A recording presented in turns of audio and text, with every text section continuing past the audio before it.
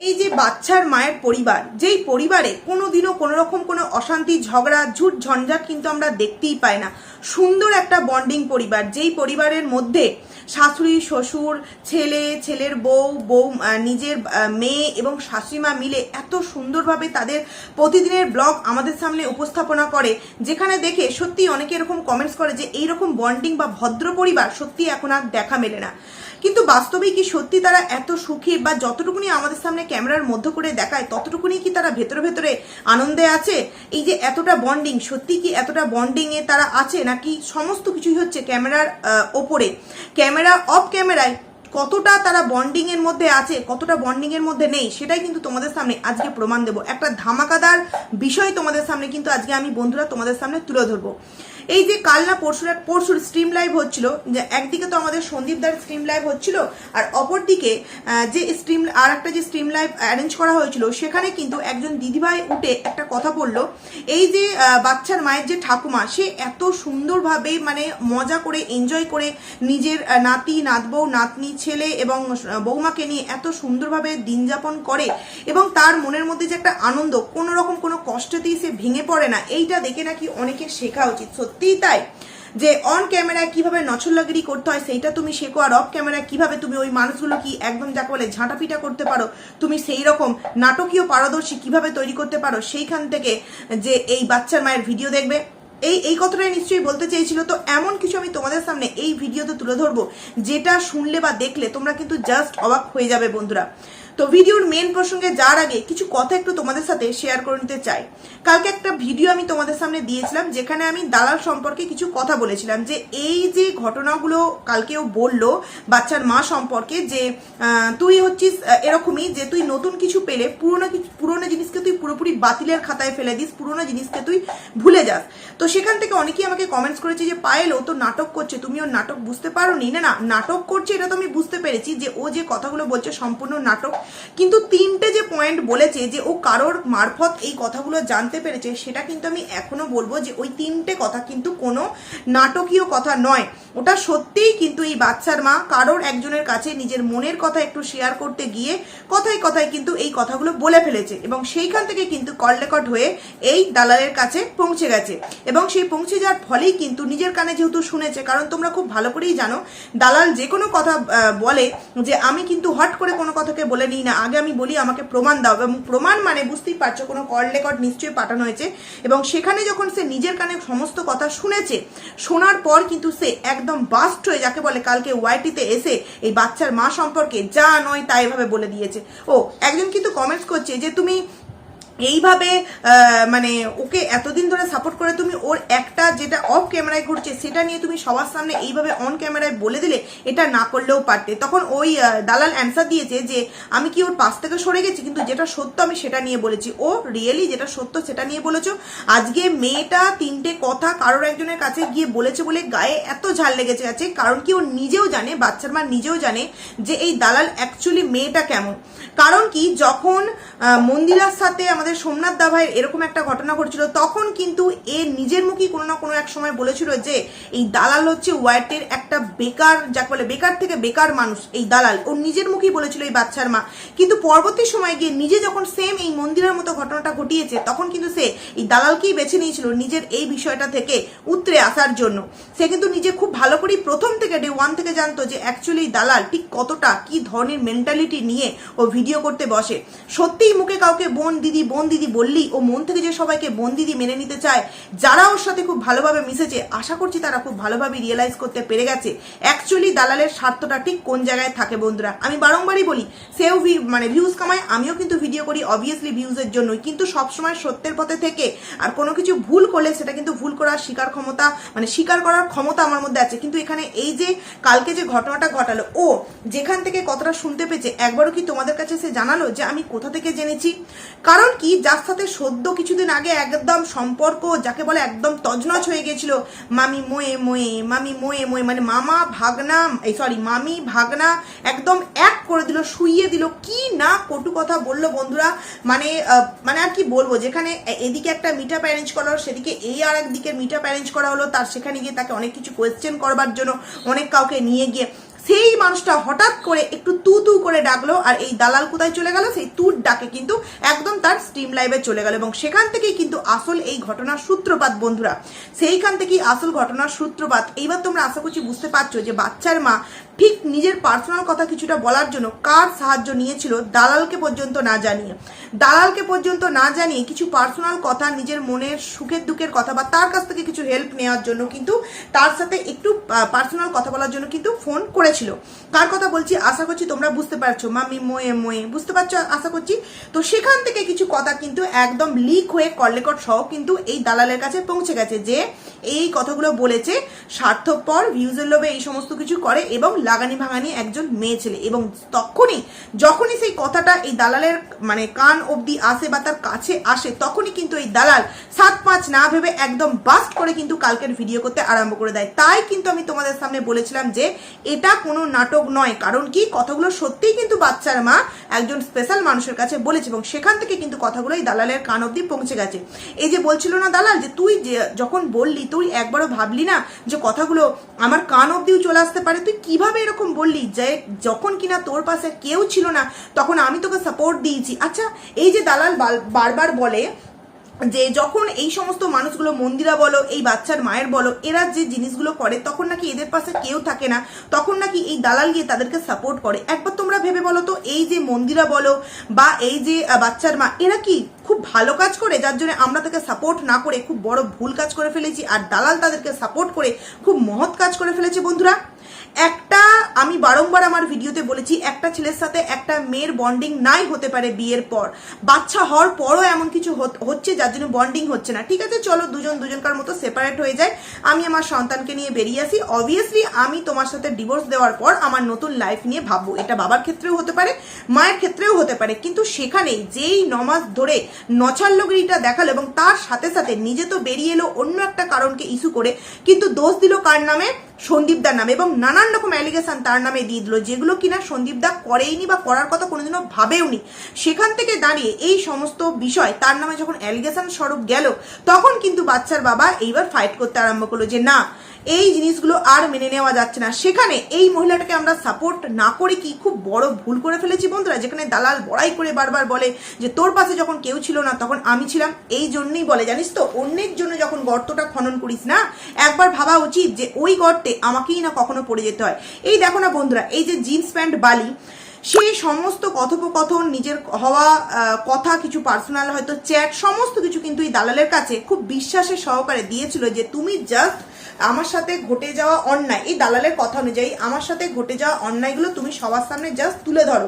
সে কিন্তু একবারও হয়তো বলেনি যে তুমি এগুলোকে প্রমাণ সহকারে আমার কল রেকর্ড বা স্ক্রিনশটগুলো তুমি দেখিয়ে দাও। কিন্তু এই যে একটা বড় মানে অপরের জন্য গর্ত খনন করতে গিয়েছিল, যেই গর্তে নাকি সন্দীপ দাকে ফেলবে, যেখানে আমরা প্রত্যেকে জানতে পেরেছি জিন্স প্যান্ট বালি কিন্তু লাইফা, মনাই এবং হচ্ছে এই এস সরকার এবং এই বাচ্চার মা সবাই মিলে কিন্তু 26,000 টাকা দিয়ে ওই জিন্স প্যান্ট বালিকে কিন্তু ভাড়া করেছিল, বলতে বাধ্য হচ্ছে, একদম কিনে নিয়েছিল, ভাড়া করেছিল কিছু মাসের জন্য। সেখান থেকে এই দালাল সেই সমস্ত কিছু জানার পর ও তো বলতেই পারতো যে তোমার সাথে যদি এরকম ঘটনা ঘটে থাকে তা আমি কি করব, আমি হ্যাঁ তোমার হয়ে বলতে পারি, কিন্তু আমার বলার সাথে সাথে কিন্তু তোমাকে সব থেকে আগে করতে হবে কি, তুমি পুলিশ প্রশাসনের কাছে গিয়ে এই বিষয়টা নিয়ে একটা ডায়েরি জমা দাও। তারপর তো অবভিয়াসলি আমি আছি তোমার পাশে, দেখি না কি হয়, ওই দিক থেকে যদি কিছু না হয় তো অবভিয়াসলি এই জিনিসটাকে সোশ্যাল মিডিয়ায় আনবো। কিন্তু সেই সমস্ত কিছু না করে আগে ভাগেই কোথায় চলে এলো? এই দালালের কাছে। মানে এইখানে কত বড় স্বার্থ লুকিয়ে আছে বুঝতে পারছো? এই যে বাচ্চার মা কথাগুলো বলেছে, স্বার্থ ছাড়া এক পাও চলে না, একদম কিন্তু রাইট কথা বলেছি যে স্বার্থ ছাড়াও এক পা চলে না। ওই যে বলে না সেয়ানে কোলাকুলি, ঠিক একদম বাচ্চার মা যেরকম শেয়ানা সেরকমই দালালও শেয়ানা। সেয়ানে কোলাকুলি করতে গিয়ে কিন্তু আজকে দুই শেয়ানের মধ্যে কিন্তু কিছুদিন অন্তর অন্তর একদম দক্ষ যোগ লেগে যাচ্ছে। কালকে এরকম বলেছে তো বাচ্চার মা সম্পর্কে, আবার আজকের ভিডিওতে কখনো দেখবে যে বাচ্চার মা সম্পর্কে খুব গুণগান করতে আরম্ভ করে দিয়েছে, কারণ তার তো কোনো উপায় নেই। তো এই যে সন্দীপদার জন্য গর্ত খুঁড়তে গিয়েছিল জিন্স প্যান্ট বালিকে নিয়ে, সেই গর্তে দেখেছো এখন নিজেই পড়ে গেছে। কি সবাই কিন্তু মানে কি বলবো, সবাই বোকা নয় যে কেউ বোঝে না যে এই জিন্স প্যান্ট বালির নাম, এফবিআইডি সমস্ত কিছু কে রিভিল করেছে, রিভিল করেছে। এবং আমরা নাই বোকা, আমরা কন্ট্রোভার্সি ক্রিয়েটার, তোমাদেরকে ভুল বোঝাতে পারলেই বুঝিয়ে দেবো। কিন্তু ওর বাড়ির ফ্যামিলি মেম্বার্স, মানে এই জিন্স প্যান্ট বালির ফ্যামিলি মেম্বার্স তারা তো দেখেছে যে তুই যাকে এই জিনিসগুলো নিয়ে জাস্ট জাস্টিস চাওয়ার জন্য তুই বলেছিলিস যে এটা নিয়ে বলার জন্য, কিন্তু সে তো তোর কল রেকর্ড, স্ক্রিনশট, মানে সমস্ত কিছু ওয়াইটির সামনে তুলে ধরেছে। তো যেটুকুনি জানতে পারলাম যে এই জিন্স প্যান্ট বালির গার্জেন, মা হোক বাবা হোক, নাকি এই দালালের নামে কেস করতে চলেছে বন্ধুরা। মানে কত দিক থেকে কেস হবে একবার বুঝতে পারছো? অলরেডি কিন্তু অনেক কটা কেস খেয়ে বসে আছে, তারপর এই কেস, তারপর আবার তো কিছুদিন বা কিছু মাস পর এমন কিছু একটা ঘটতে চলেছে, যখন ঘটবে তোমরা তখন দেখতেই পাবে বন্ধুরা। কারণ এ যেভাবে নোংরামি দিনের পর দিন করে চলেছে, ওর সাথে এরকমটা হবে একদম কিন্তু একটা নর্মাল বিষয় বন্ধুরা। আরও একটা বিষয় তোমাদের সামনে আমি ক্লিয়ার করতে চাইছি। কালকে আমার কমেন্ট সেকশনে কমেন্ট এসেছিল, তো অনেকেই তো একটা কমেন্টস করছো যে এই ফোগলার নতুন আইডির নাম কি, ফোগলার নতুন আইডির নাম কি। প্রথম হচ্ছে ফোগলার ইনস্টাগ্রাম আইডির নাম ওর নিজের নাম দিই, এবং ইউটিউবে যে নতুন একটা আইডি ওপেন করেছে, কালকে আমি দেখলাম কার একটা ভিডিওতে কমেন্টস করেছে, সেখানে বলছে ওর কোনো নতুন আইডি নেই। না, নতুন আইডি অবভিয়াসলি আছে, যেখানে একটা ইয়েলো কালারের ড্রেস পরা, হাত দুটোকে এইভাবে ছড়ানো আছে, ব্যাক সাইডের ছবি দেওয়া আছে বন্ধুরা, ফ্রন্টের ছবিটা দেওয়া নেই। সেখানে কিন্তু ওর যে শুট ড্যাশ তারপরের যে দুটো ওইটা দিয়ে কিন্তু আইডিটা খোলা আছে ইউটিউবে বন্ধুরা। তোমরা সার্চ করলে হয়তো পেলেও পেতে পারো আর না পেলেও না পেতে পারো, কারণ ওতে কোনো ভিডিও নেই। তবে হ্যাঁ, প্রায় 95 না 96টা সাবস্ক্রাইবার আমি লাস্ট কিন্তু দেখে নিয়েছি। সেখান থেকে দাঁড়িয়ে সেই দিনকার যে স্ট্রিম লাইভ অ্যারেঞ্জ করা হয়েছিল, যেদিনকে সন্দীপ দাদের একটা স্ট্রিম লাইভ হয়েছিল, অপরদিকে কিন্তু এরাও যে স্ট্রিম লাইভ করেছিল, সেখানে কিন্তু আমি তোমাদের সামনে বলেছিলাম যে যদি বাচ্চার মায়ের সাথে এই স্পেশাল মানুষের কোনো সম্পর্ক না থাকতো, তাহলে দুজনে একসাথে স্ট্রিম লাইভ কি করে থাকতে পারতো বন্ধুরা, কি করে থাকতে পারতো। সেখানে কিন্তু বাচ্চার মা হয়তো তাকে বলে দিতে পারতো যে না তুমি উঠবে না, এখানে আমার ক্ষতি হতে পারে, বা সে যদি জানতো, বাচ্চার মা যদি জানতো এই ল্যাটাদীপ্ত উঠবে ওখানে, তাহলে কিন্তু এই বাচ্চার মা উঠতো না। তাহলে কিন্তু সবাই যেমন আজকে আমরা বুঝতে পেরে গেছি, সেরকম কিন্তু তারা আগে থেকে প্ল্যান করে নিত। কিন্তু না, ওদের মধ্যে যে সুসম্পর্ক এখনো পর্যন্ত বজায় আছে, জাস্ট ওকে যেহেতু হাসনাবাদ থানা থেকে ডাকা করিয়েছে, এবং বুঝতেই পারছো মানে যতটুকুনি আমি যা মানে বলতেই পারো গোপন সূত্রে হ্যানত্যান ভাবে জানতে পারলাম যে এই যে ফোগলাকান্তের বাবা মাকে নাকি পরশুদিন থানায় যেতে হয়েছিল। তারপরে বিষয় তোমরা পরবর্তী সময় জানবে, এখন না জানলেও চলবে। তো সেইখান থেকে গিয়ে নাকি যাই হোক, সেই দিনকে কিন্তু ওই ফোগলাকান্ত কিন্তু ওই স্ট্রিম লাইভে উঠেছিল, এবং ও বুঝতে পারেনি। কারণ কি, আমরা ওই ডাইরেক্ট লিঙ্কে টাচ করে তো ভেতরে চলে যাই, তো কখন কে কাকে তুলে নেয় সেটা হয়তো ও বুঝতে পারেনি। তো অনেকক্ষণ ছিল, প্রায় কিছু সেকেন্ড ছিল, থাকার পর যখন দেখবে দালাল এইভাবে কিন্তু দেখছিল, উমা এটা কে উঠেছে, তারপর ওই যে দেখলো তার সঙ্গে সঙ্গে কিন্তু ওই ল্যাটাদীপ্ত ওখান থেকে নেমে গেল। ওখানে কিন্তু একদম নামটা দেখা যাচ্ছে বন্ধুরা, আমি পারলে তোমাদেরকে থাম্বনেলে কিন্তু ওটা দিয়ে দিতে পারি, ঠিক আছে। তো এই একটা বিষয় যে তোমরা যারা বলছো যে ওখানে যে ছিল তোমরা কি করে জানলে, ওখানে দেখা যাচ্ছিল, নামগুলো তো দেখা যায়, তো সেই নাম দেখাই যাচ্ছিল বন্ধুরা, তাই তোমাদের সামনে বললাম।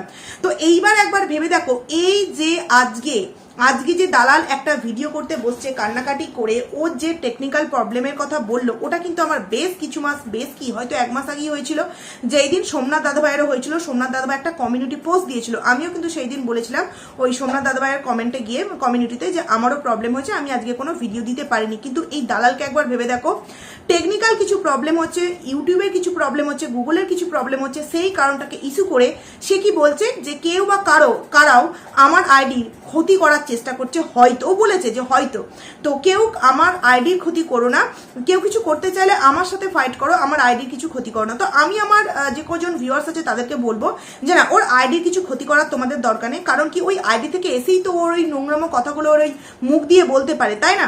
আসল যে কতটা মানে ভালো মেয়ে, তার আমরা বই প্রকাশটা তো ওর ওই আইডি থেকেই দেখতে পাই। তো ওই আইডিটা যদি চলে যায়, তাহলে ও কি করে মানে ওই কথাগুলো আমাদের সামনে জানান দেবে, তাই না। তো সেখান থেকে আইডির কিছু আমাদের করতে হবে না, ইউটিউবে হয়তো ওর আইডির কিছু একটা করে দেবে। আর এটা হচ্ছে যেটা সম্পূর্ণ কিন্তু একটা টেকনিক্যাল প্রবলেম, প্রত্যেকের সাথেই আমার মনে হয় বেশিরভাগ মানুষের সাথেই হচ্ছে। তো এই কিছু কথা তোমাদের সামনে বলে দিলাম। এইবার যেই কথাটা তোমাদের সামনে আমি প্রথমে বললাম যে এই যে বাচ্চার মা, তাদের পরিবারটা নাকি সুন্দর একটা বন্ডিং পরিবার, যেই পরিবারে মনে আছে কিছুদিন আগে তার যে ছদ্দি মারা গেছিল, সেই ছদ্দির যে কাজ, শেষ যে কাজ, সেই কাজটা কে সম্পন্ন করেছিল, এই বাচ্চার দাদু। এবং সেখানে বাচ্চার বাবা বলেছিল পাশ থেকে, বল আমি বড় ছেলের দায়িত্ব পালন করছি, এবং ছদ্দি আমার বাবাকে বড় ছেলের মতো ভালোবাসতো। মানছি যে একটা কাজ করেছে, অবশ্যই 15টা দিন নিয়ম পালন করেছে, কতটা যে ভালোভাবে নিয়ম পালন করেছে সে তো আমরা বুঝতেই পেরেছি। একটা বাড়িতে মানে একটা টাটকা মানুষ মারা গেছে, গেছে, তার কি বলবো টাটকা মানে আমি এখানে বলতে চাইছি ইয়ং একটা মানুষ মারা গেছে। তারপর তোমার তার মেয়ে, একদম বাচ্চা একটা মেয়ে, সবে সবে তার পরীক্ষা চলছিল উচ্চ মাধ্যমিক, সেখান থেকে দাঁড়িয়ে বাড়িতে বক্স বাজছিল, সামনে চুরি ফিতের দোকান যাচ্ছিল, সেখান থেকে আংটি কেনা হচ্ছিল, এই কেনা হচ্ছিল, বিকেলবেলা হাঁটতে যাওয়া হচ্ছিল। তারপর তো আলুর দম রাইস বানিয়ে মানে বাড়িতে বানিয়ে খাওয়ার একটা যে রেলা, মানে বাড়ির যে একটা অনেক আমাদের দামি, আমাদের কাছ থেকে চলে গেছে একটা দামি মানুষ, তার কোনো শোকই ছিল না বন্ধুরা, কোনো শোক ছিল না, শুধুমাত্র ভিডিওতে দেখাবার জন্য তার বাবা কিন্তু এই দায়িত্বটা পালন করছিল। যদি সেটাই হতো, বাবা যদি সত্যি বড় ছেলে হয়ে থাকতো, ছোটদির মানে বড় ছেলের দায়িত্ব পালন করতো মন থেকে, তাহলে ওর যে মেয়ে, ছোটদির যে মেয়ে, তার কাছেও কি হতো, কি হতো বলো তো একবার? সেও কিন্তু নিজের সন্তানের মতো করেই তাকে ভালোবাসতো। যেহেতু তার মা যেহেতু আমাকে বড় ছেলের মতো মানে ভালোবাসতো, তাহলে আমার উচিত সে যে নেই তার মেয়েটাকে অন্তত আমার সন্তানকে যেমন আমি ভালোবাসি সেইভাবে কিন্তু ভালোবাসাটা উচিত। এই যে এত এত মিষ্টি আনছে, এই যে এত এত খাবার দাবার আনছে, কোনো সময় কি তোমরা দেখতে পেয়েছো যে কোনো সময় রান্না করে বললো যে এই যে দেখছো এই সমস্ত খাবারগুলো একটু আলাদা করে সাইড করে রেখে দিলাম, এইগুলো ওইটুকুর জন্য দেওয়া হবে? কোনো সময় কি তোমরা ভিডিওতে দেখেছো? হ্যাঁ, একটা কথা আমি বলতে বাধ্য হচ্ছি, সেই ওদের যে গ্রামের যে একজন ছিল, ওই গ্রামের একজনকে যে হায়ার করে এনেছিল না একটা ভাইকে, সে কিন্তু একদিন বলেছিল যে একদিনকে দেখেছিলাম খাবার দিতে, মানে বুঝতে পারছো, একদিন যার বাবা বাইরে থাকে, যার মা সবে সবে মারা গেছে, সেই মেয়েটার পাশে নিজের যে বড় গলায় একটা ওয়াইটি প্ল্যাটফর্মে বলে যে আমি বড় ছেলের দায়িত্ব পালন করছি, সেই যখন বাইরে থেকে এলো, নিজের ফ্যামিলি মেম্বার্সদের যখন যখন এত মিষ্টি আনলো, তখন ছোট্ট একটা বক্সে করে অন্তত 4 পিস কি 6 পিস মিষ্টি তার জন্যও কিন্তু আনলে তো পারতো, কিন্তু না বন্ধুরা, সেটা কখনো তাদের মনে পড়ে না। এমনকি সে নিজের মুখে কিছু কথা বলেছে, ওই যে বাচ্চা মেয়ে পুকু, সে কিন্তু মানে টুকু, সে কিন্তু নিজের মুখে কিছু কথা বলেছে, এবং এটা কিন্তু আমার কাছে এসেছে। ঠিক আছে, আমি পারলে তোমাদেরকে স্ক্রিনশটটা উপরে দিয়ে দেবো। তো কোথা থেকে এসেছে, কিভাবে এসেছে, এটা তোমাদের আমি বলতে পারছি না, তবে এটা কিন্তু একদম সত্য কথা। ঠিক আছে, আমি জাস্ট আইডিটার নামটা কিন্তু একটু ব্লার করে দেবো। একজন কমেন্টস মানে একজন তাকে লিখেছিল এইভাবে, আচ্ছা মানে আমি বলছি টুকু, এরম করেই বলছি, আচ্ছা টুকু, তোমাকে তোমার বাচ্চার মা, মানে ওর নাম করে বলেছে পিসি, মানে বাচ্চার মা পিসি, বুঝতে পারছো কি নাম বলছি, ম্যারেজ অ্যানিভার্সারি তো তোমার জন্য কি কিছু গিফট দিল জানিও, আর তোমার দিদাকে ও তোমার বাবাকে কি দিল জানিও, ওয়েটিং ফর ইওর আনসার। এরকম কিন্তু একটা কমেন্টস করেছে, সেখানে ও কিন্তু মানে অ্যান্সারটা দিয়েছে আমাদের দিয়ে কোয়েশ্চেন মার্ক দিয়েছে, মানে ওদিক থেকে টুকু অ্যান্সারটা করেছে যে আমাদের দিয়ে কোয়েশ্চেন মার্ক দিয়েছে, তারপর আবার রিপ্লাই দিয়েছে যে তো দেয়নি, আমাদের তো দেয়নি, এরকম আমাদের তো দেয়নি, এরকম একটা কোয়েশ্চেন, মানে ও লিখেছে প্রথমে একটা কোয়েশ্চেন মার্ক, তারপরে কিন্তু তো দেয়নি, তারপরে ওর যে কমেন্টস করেছিল তা সে কিন্তু একটা লাভ রিয়াক্ট দিয়েছে। তো একবার ভেবে দেখো, এই যে অ্যানিভার্সারির দিন উপলক্ষে এত কিছু, চিংড়ি মাছ দিয়ে এঁচড়, মিষ্টি, তারপরে তোমার খাসির চর্বি দিয়ে মনে হয় বলেছিল এঁচড়টা করবে, তারপরে পেলো না বলে তোমার চিংড়ি মাছ দিয়ে করলো, চিকেন রান্না করা হলো, আমের চাটনি করা হলো, টক দই আনা হলো, মিষ্টি খাওয়া হলো, মানে সন্ধেবেলায় ঘুরতে গিয়ে পাশের বাড়ির মনায়ের জন্য দুটো গেঞ্জি, যেখানে আমি তোমাদের বলেছিলাম যে না ব্ল্যাক কালারের গেঞ্জিটা মনায়ের জন্য, আর একটা গেঞ্জি হয়তো হতে পারে কিন্তু ওই স্পেশাল বন্ধুর জন্য, যেখানে এটা বলতে পারে যে 2 মাস কোনো সম্পর্ক নেই, অথচ 1 মাস হয়নি এখনো অযোধ্যা থেকে ঘুরে এসছে, 1 মাস 2-3 দিন হয়েছে ঘুরে এসছে, সেখানে 2 মাস কি করে তাদের মধ্যে সম্পর্ক নেই, এবং সেইখানে কিছু না বুঝে কিন্তু দালাল সিলমোহরটা লাগিয়ে দিয়েছিল, যেখানে আমরা তোমাদের সামনে পৌঁছে দিয়েছিলাম যে এটা সম্পূর্ণ একটা মিথ্যে কথা, তোমরাই হিসাব করো না, ক্যালকুলেশন করো না, এখনো 1 মাস 2-3 দিন হয়নি। ভিডিওর কথা বাদ দিলেও ওই যে পুরো ব্যানারটা টাঙানো হয়েছিল মনাই কাকার যে এফবি পেজে, সেখান থেকে গেলেই কিন্তু তোমরা বুঝতে পেরে যাবে ঠিক কোন ডেট থেকে কোন ডেট অবধি তাদের বেড়াতে যাওয়ার ডেটটা ছিল, সেখান থেকে কিন্তু হিসাব করলেই বোঝা যায় যে এখনো পর্যন্ত 1 মাস ওই 2-3 দিন হয়েছে তারা বেরিয়ে আসেনি, সেখানে কি করে হলো যে 2 মাস তাদের মধ্যে কোনো রকম কোনো সম্পর্ক নেই। রিসেন্ট যে পয়লা বৈশাখে তারা নিজেরা ঘুরতে গেছিল, সেটাও তো তোমরা অনেকেই বুঝতে পেরেছিল, তো সেটাকে যদি বাদও দিই, ওই যে অযোধ্যা বেড়াতে যাওয়ার ভিডিও ক্লিপ তো আমাদের প্রত্যেকের সামনে এসেছিল না, তাহলে কি করে সেই জায়গায় 2 মাস হয়? সেখানে দাঁড়িয়ে ওই যে গেঞ্জি, মনাই কাকার জন্য গেঞ্জি, তারপরে কোন মামার বাড়ি না পিসির বাড়ি, মাসের বাড়ির ভাইদের জন্য গেঞ্জি, বৌদির জন্য, মায়ের জন্য, বাবার জন্য, তারপর তোমার শুধু ঠাকুমার জন্য কিনিনি, বললো অন্য কোনো এক জায়গা থেকে কিনবে, সেই জায়গায় দাঁড়িয়ে একবারও কি তার মনে হয়নি যে মনাই কাকা তো একজন ইনকাম করা ছেলে, এবং যথেষ্ট বড়, তার মা বাবা আছে এবং সে একটা কাজও করে, মানে টোটো চলায় হোক যাই হোক কিছু একটা কাজ করে, ইনকাম করে। যেই মেয়েটা সবে সবে মা হারিয়েছে, বাবা বাইরে কাজ করে, সেখানে তাদের মানে আর্থিক অবস্থাও খুব একটা ভালো নয়। তো সেখানে যদি আজকের দিনটা আমাদের সাথে খাওয়ার কথা বলি বা আজকের দিনে যদি তার জন্য একটা কুর্তি কিনে আনি, তাহলে কি খুব বেশি খরচা হয়ে যেত বন্ধুরা? তাহলে এই হচ্ছে একটা ভদ্র পরিবারের নমুনা, তাই তো? সুন্দর বন্ডিং পরিবারের নমুনা, যে যেই মানুষটার সত্যি প্রয়োজন, খাবারের প্রয়োজন, পোশাকের প্রয়োজন।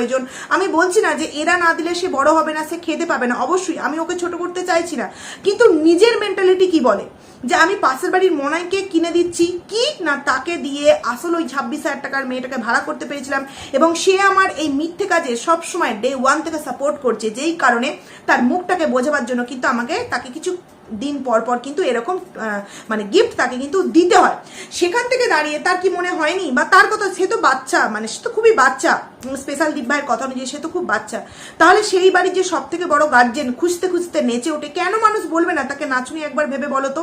সে আনন্দ করছে, মজা করতে, বয়স হয়েছে, তাকে আনন্দ মজা করতে কেউ বারণ করছে না, কিন্তু সে যে এই কালকের একটা কথা বললো, কি রে সবসময় মনায় মনায় করিস, কাকা বলতে পারিস না, কাকা বলতে পারিস না, পরক্ষণেই কিন্তু বাচ্চার মা কাকা কথাটা বললো। সেরকম যদি বাড়ির গার্জেনও এই কথাটা বলতো যে যে তুই মনের কাকার জন্য দুটো জিনিস না কিনে একটা কিনে, একটা তো টুকুর জন্য কিনতে, মানে টুকুর জন্য তো কিনলেও কিনতে পারতিস না, বা আজকের দিনে অন্তত টুকুকে আমাদের বাড়িতে খাওয়ার কথা বলতে পারতিস না, বা আমাদের ভিডিওর মধ্যে দেখালো, সে হয়তো মুখে একবার বললেও বলতে পারতো যে আজকে কিন্তু আমরা সবাই মিলে একসাথে খাবো, টুকু আমরা সবাই একসাথে মিলে খাবো, এমনকি টুকুর জন্য কিন্তু দেখো এটা আমি কিনেছি, পরে দিয়ে দেবো। আসলে আমরা তখন কিন্তু বুঝে যেতাম যে ওর ক্যামেরায় আসতে চায় না, কিন্তু কোনো সময় সেই শ্রাদ্ধ শান্তি মিটে গেল, তারপর থেকে একটি বারের জন্য সেই টুকুর নাম তার ভিডিওতে তোমরা কখনো দেখতে পেয়েছো বন্ধুরা?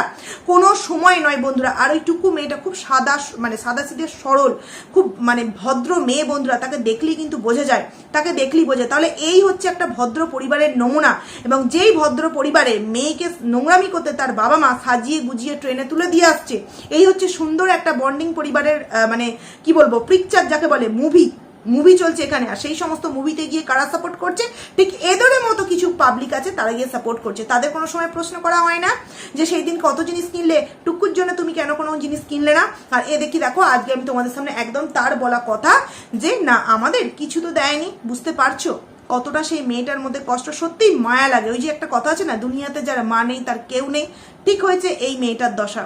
হয়তো সে সমস্ত কিছুই পাচ্ছে, কিন্তু যে ভালোবাসাটা তার প্রয়োজন, যেই জায়গায় আমি কথাগুলো বলতাম না, যেই জায়গায় সে তার বাবা নিজেকে বড় ছেলের আসনে বসিয়েছিল তার মায়ের, মানে এই টুকুর মায়ের, সেখানে নিজের মেয়ের জন্য এত কিছু করার কথা মনে পড়ে, অথচ ওই অভাগিনীটার জন্য একবার একটা কিছু মনে পড়ে না। মানে অবাস্তব একটা বন্ডিং পরিবার। আর এইরকম বন্ডিং পরিবার অন্তত আমার মনে হয় কোনো ভদ্র পরিবারের দরকার নেই। তার থেকে মানে বন্ডিং ছাড়া যে যার নিজের মতো বাবা ঠিক আছে, যথেষ্ট আছে, কিন্তু এদের মতো বন্ডিং পরিবার আবার যাদের বাড়িতে বাড়িতে আছে, তাদের মানে বাড়ির ভেতরে যে অ্যাকচুয়ালি কি বিষয় ঘটনা চলছে, যাদের আছে তারাই হয়তো বুঝতে পারবে। আর যে কথাটা বললাম যে দালাল যেটা করছে সেটা তো অবশ্যই অভিনয়, কিন্তু যেই কথাগুলো হয়েছে সেই কথাগুলো কিন্তু একদম সত্য কথা বন্ধুরা। একদম জায়গা মতো জায়গা থেকে খবর নিয়ে কিন্তু আমি তোমাদের সামনে বলছি। তো চলো ভিডিওটাকে আমি এখানেই এন্ড করছি। খুব তাড়াতাড়ি তোমাদের সামনে নতুন একটা ভিডিও নিয়ে দেখা করছি। ততক্ষণে তোমরা কিন্তু খুব ভালো থাকো। তো চলো টাটা।